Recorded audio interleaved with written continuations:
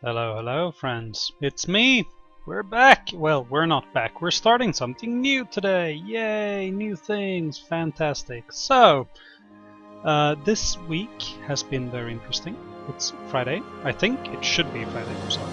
Just hold volume here a little bit. As I said, it should be Friday today, because today is the Wildcard Friday day. Yay! I don't really feel like naming it anything.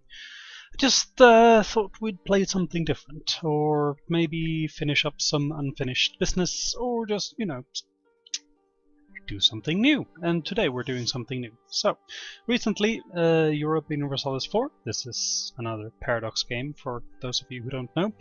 It's similar to CK2, well, it's in the scale at least. This is a world-conquering game, and the map painter just like CK2. Anyway, recently they came out with a new DLC/expansion/patch called Rule Brittania, which overhauls the entire mission system for the game. I'm probably not going to explain everything in minute detail for those of you who don't know how to play this game. If you don't know, I would suggest looking up DDR Jake, Arumba, Quill 18, Genrer. They have like tons of tutorials on the game. But today we are, if you saw the title or the if you saw the thumbnail, we're gonna play my home country, Sweden. We have some interesting things going for us, and I haven't gotten to play on this patch before, so it's going to be interesting to see how things have changed. Things have changed very radically, in fact, and we'll see how far we get. Every nation who had special whatchamacallit, every nation who had special missions and special idea groups, I guess, sort of like culture groups, they have gotten their own new mission trees, which will be interesting to see how that plays out. Sorry, I am just tying up my hair. I have very long hair. My long-haired dude from Sweden. It just happens to be that way. Anyway, let's get right down into it. I'll tweak the music a little bit more, I think. Oh, okay. Those are the wrong options. Here you can see all the DLC I have. They've released a lot of DLC lately. Over the years, this game is 5 years old, maybe? If you don't know the scope of the game, well, here's everything. This is the world. As you can see, it's mostly around this area. There's some down here in Africa, and there are some scattered smaller nations in North America. It represents the native Indians, or well, Mesoamericans and other things like that. There are some African nations here and some Southern African nations here. Congo is probably going to be the strongest one there. In this area, it's a toss-up between Alodia and Ethiopia, mostly. I think that's who wins there. Songhai or Mali usually wins this. I've seen Timbuktu do it once, but very rarely. In this area, Tunis or Morocco usually beats everything. Mamluks usually feeds off a little bit of this area here and this. Ottomans usually blobs out like massively, or Russia always exists. Poland, Lithuania forms a Commonwealth. This is the Holy Roman Empire, I can show you here, who is controlled by Austria at the beginning of the game. France and England will probably get into the late stages of the 100 Years' War. Castile and Aragon usually marries and form Spain. And the Irish miners get cannibalized by England. So that's usually what happens. And then there's the colonization game. England, France, Castile, sometimes Holland, sometimes Netherlands. Who else? Usually Norway, if they get that far. Maybe not with us as Sweden, because we might eat them up. It's Swedish clay, as we all know. Anyway, let's get moving, shall we? It's been 5 minutes. I've been staring at this screen and talking to you guys, so let's just get right into it. Iron Man mode, as always. Save name file should be Sweden. YouTube Sweden. Let's keep it uniform. I have some other ideas of some other nations I might want to play later on if we finish this series, and if we get to the point where maybe we want to put this game down, or if we've hit snowballing. I might want to play Austria once. I might want to play the Pope State and create the Kingdom of Heaven. I might want to play Japan or Ming or Muscovy to create Russia. That's pretty fun.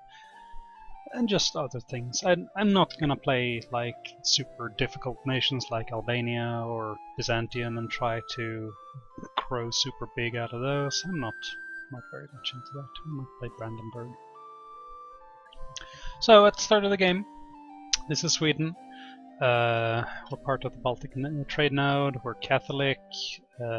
We have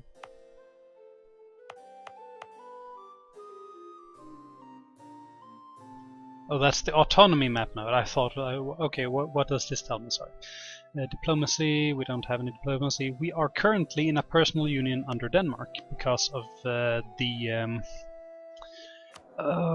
Kalmar Union. The Kalmar Union. It's a thing. Our family died fighting Denmark or something or other. I don't really know Swedish history back then that very well. I know what the Kalmar Union is. Denmark is currently King Christian from Wittelsbach, right? Christopher von Wittelsbach. He rules over the nation of Sweden and Norway as the supreme king of the three nations. We eventually break free historically and take over Norway, and we already own Finland. Finland doesn't exist. I mean, there are some Finnish cores. We could release Finland if we want to. Have a big scary white devil to fight the Russians. You know, wink wink, maybe. Anyway, so as a subject nation, I mean, we're personal union, it's also called subject, we have very little things we can do diplomatically. But we are a kingdom, that means we have 3 diplomats, so we might as well get to it to kiss some butt. We could maybe go for an early independence war. That's a thing that could happen. We have 12,000 troops. Can we make more? We can go up to 15. Our navy is docked up. They have 14,000. We could go for an early war. If we can find someone else. Scotland, Poland, eh? They cannot reach Denmark, so that's why they wouldn't join us. Or if they could, they would. Can Novgorod? No. They don't want to. Oh, the Novgorodian ruler is cruel! Now that's interesting. I didn't know that would impact. So, if we wanted to, we could declare independence war and fight Norway and Denmark. Super early on. But we would have to wait a year. Let us do this. I will send off that. And do we want to befriend Novgorod? Sure. Here we go. How much money do we make? We make barely any money whatsoever. We make negative money actually, even though it counts as positive from last month. It's because of fort maintenance. Let's see, we do not need this fort, and we definitely do not need this fort. We might if we come up against Russia later, but I'll rebuild it then. These 2 forts are the most important ones. I would have liked to have a fort up here in Lapland, maybe Dalaskogen, to prevent Norway from freely entering or walking around in our country, but that's nothing we can do about for now. Since we are not declaring an independence war immediately, I will put my single trade fleet, my single trade ship, a bark, Danska Prinsen, which is pretty funny, it's the Danish prince. That's Swedish. It's pretty, you know. During war, go home. Then we have a secondary fleet of 4 galleys and 4 cogs, which is transport ships, and the galleys are combat ships. So our Kungliga Armén, the King's Army, or the Royal Army, I think that's how you say it. Yes, definitely you say the Royal Army.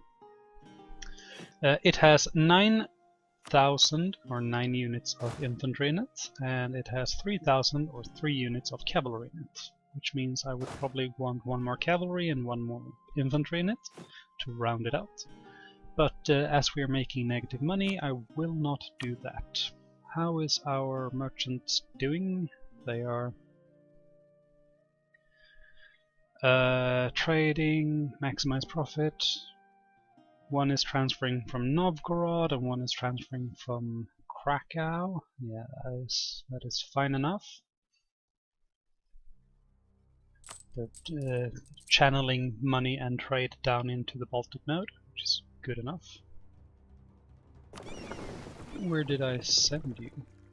Trade node, protecting trade node Baltic Sea, good, good. Could build 2 more if I wanted to. Sweden starts in a very interesting situation because these, in today's day and age, these 4 nations here, Göinge, Lund, Halland and Blekinge, they are part of Sweden. But this far back they have been and are part of Denmark and have been for maybe 1,000 years, I can't remember. Bornholm does not belong to us, but Gotland used to belong to us, but Denmark has taken it. But it starts off with Danish pretender rebels on the throne. I don't know what happens if the pretender rebels win. If that breaks the union immediately, but they usually don't win, because this will go here in half a year. It will transfer to this location because rebels don't have fleets, they just magically pop whoop jumps. So that means Denmark will probably re-siege this and probably fight them here, which would be an excellent time for us if we find the courage to declare war. We could put our troops here and wait for them to come over there and fight the rebels, and then go in and fight the survivors, because they've already been slapped around a bit by the rebels. You know, Swedish people have always been opportunistic bastards, so we might as well just roll with it, right? That's a possibility. Anyway, Gotland belongs to us. It's a core of ours. It's also a core of Denmark. We will want to have it back. But anyway, that's the situation. Let's get rolling and see what type of alliance is rolled. Lithuania has accepted our declare independence. At the end of the month, we'll see what Denmark does with his alliance chain. He's allied to Tyrconnell in... Is it... I don't know which flag is which here. That's not good. It's one of these Irish miners. There we go. Donegal. They also have the vassal of Holstein, right, I forgot. That's 3,000 troops there, and Norway has 7,000 troops, so...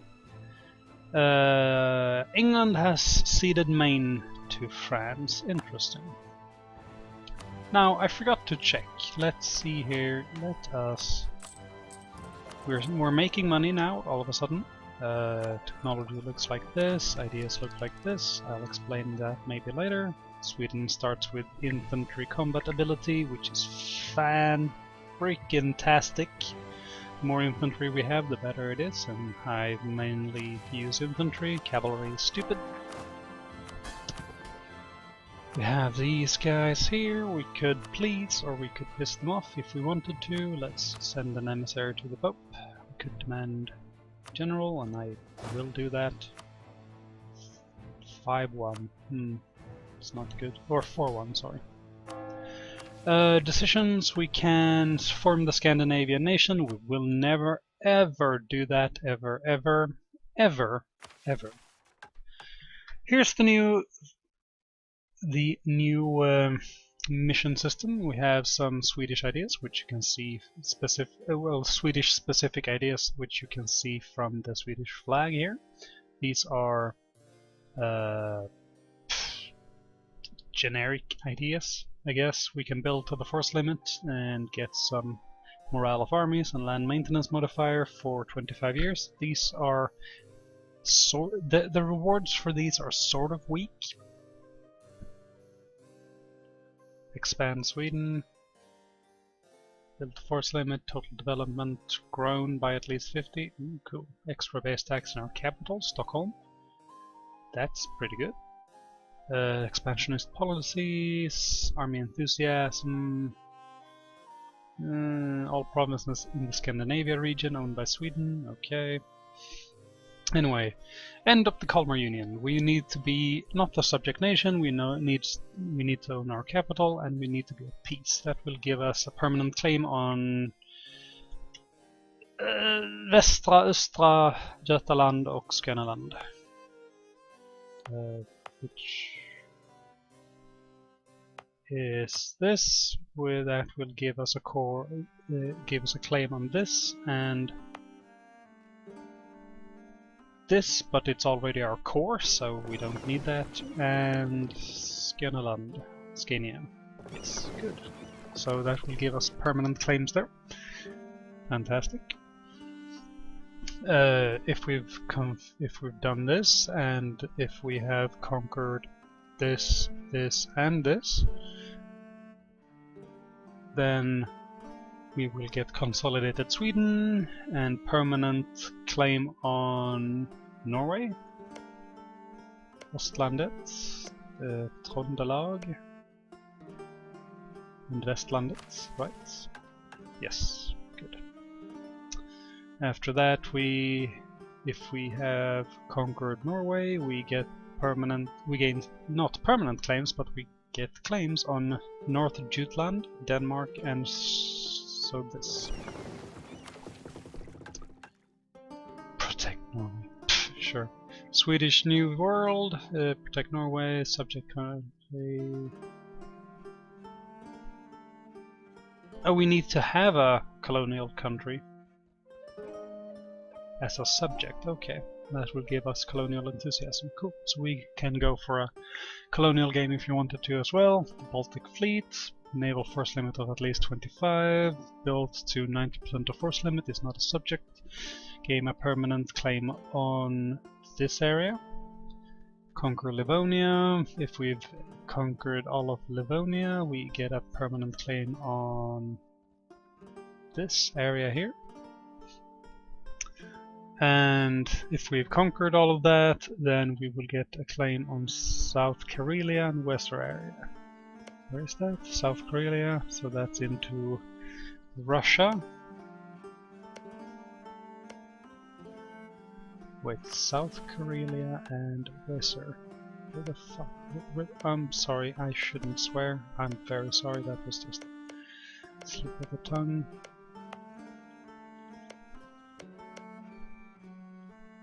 Can I see? Nope. It's a little bit difficult to see all of these.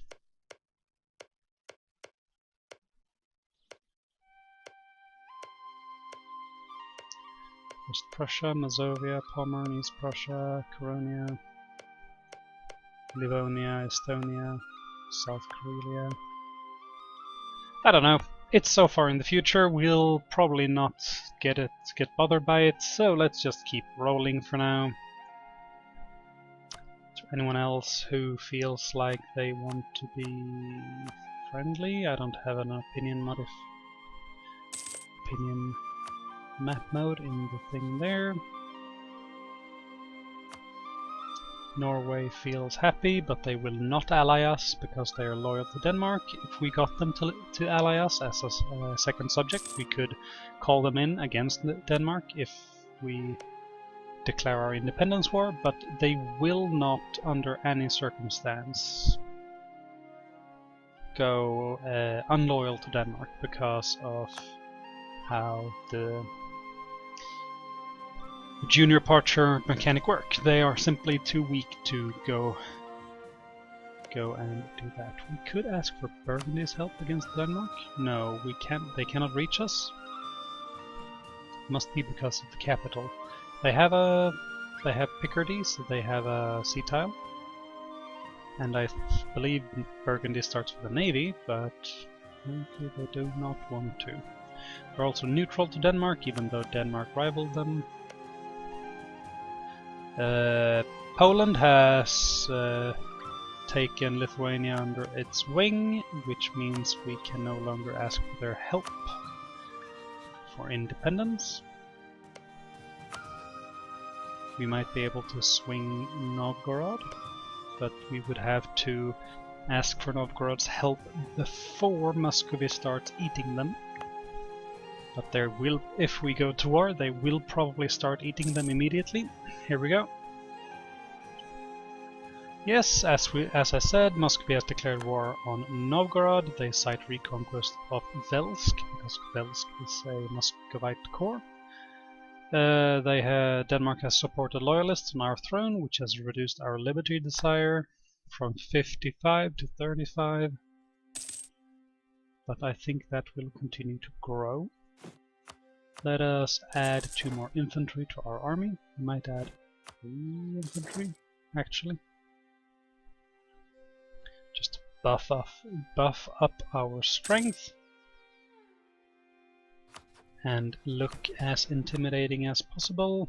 It's not very intimidating, but so essentially our... Oh, Denmark, you roll very badly there. But as you can see, superior numbers usually trumps, and they will simply crush the rebels. Are we going negative now? Nope. Let us lower the funding of our army because it's insignificant. We will not go to war anytime soon, so it will not matter. We built up to force limit, which will give us morale of armies, but I'm not going to press that button yet, because it's not relevant for us. We will probably use it in the war against Denmark.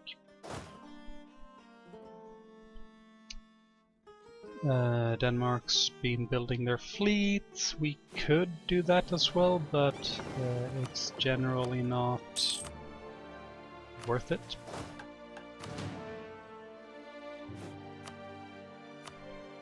I might build some galleys and other things like that.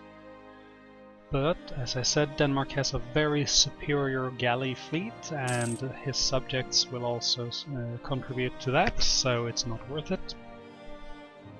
Sweden had a very large, historically strong fleet, but at this point in history, 1445, we did not, because previous to this, I think our fleet got completely crushed by the Danish. Anyway, I think I forgot to tell you, but the game runs from November 11th, 1444, and runs all the way to, is it January the 1st, maybe, of 1821.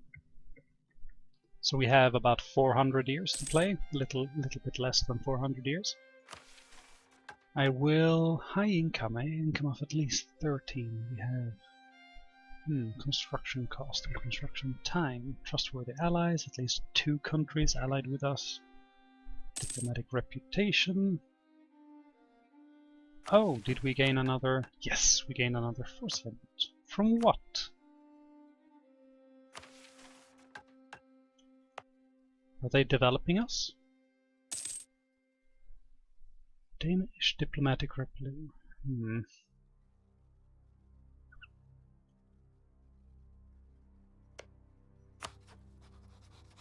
If they continue being at negative prestige, when Christopher III dies, he will break the union. Why did we gain a army force frigate? Hold on, let me see here. It's time to end the episode as well, but I just want to make sure. I don't know. From 26 provinces, but he didn't give us any other provinces. Novgorod is completely boned immediately. Ryazan apparently allied Novgorod, so he's also gone. Novgorod's doing some sieging here. Oh, he managed to gain Nizhny Novgorod, which is funny. No, I guess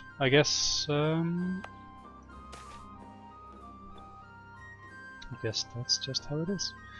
Engelbrekt Rebellion. Engelbrektsson is a legendary and enigmatic figure in Swedish medieval history. In 1434, he's a little bit late, the peasants of Dalarna, the Dales in Sweden, had had enough of Union King Eric's crushing taxes and brutal sheriffs. Led by Engelbrekt, the peasants and miners, supported by certain factions within the church and gentry, rose up in open rebellion.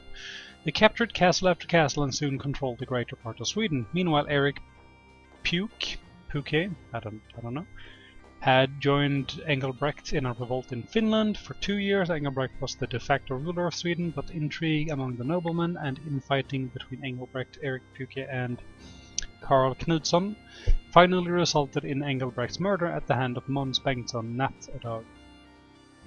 It's pretty funny. We could have him murdered, gain stability but lose liberty desire. We could stand by the Union and lose a lot of liberty desire. Or we can gain 10,000 manpower and gain liberty desire and piss off Denmark.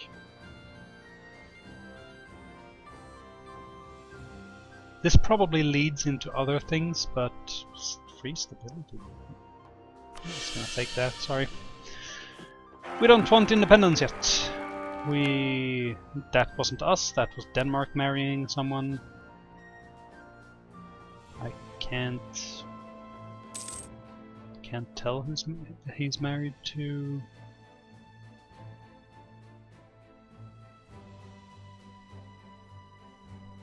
I don't know. But he did get an heir, which is good and bad, I guess.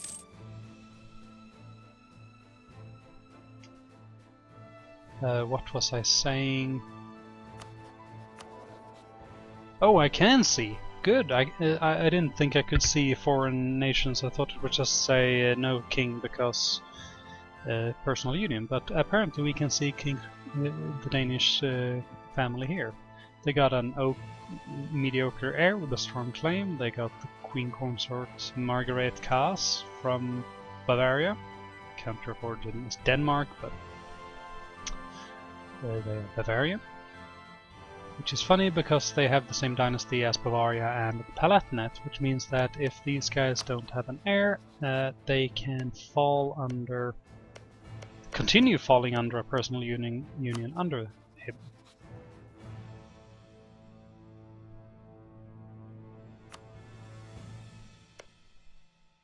So, he's still only got the Irish minor, but he's got Norway and Denmark under his wing, which is bad for us. Poland is fighting a war against the Teuton Livonian Order in Magdeburg, which the Polish will probably win, which is good, because if they get to the sea, they will be able to reach us, and we can ask the Poles for help. With my free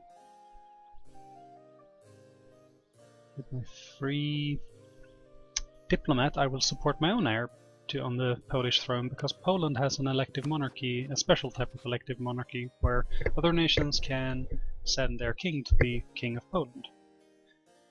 Which is good, because if they end up switching from elective monarchy and have our king as their, if our king also sits on their throne, you know, or a person of our king's family, we can get a personal union over them, and that would be good. Anyway, this is the end of this episode. I will see you at 6 o'clock, I think. Yeah, that's how I'm probably going to be doing it. I'm going to be doing 2 episodes on Fridays from now on, just like the rest of the week. Thank you guys for watching, and see you next time!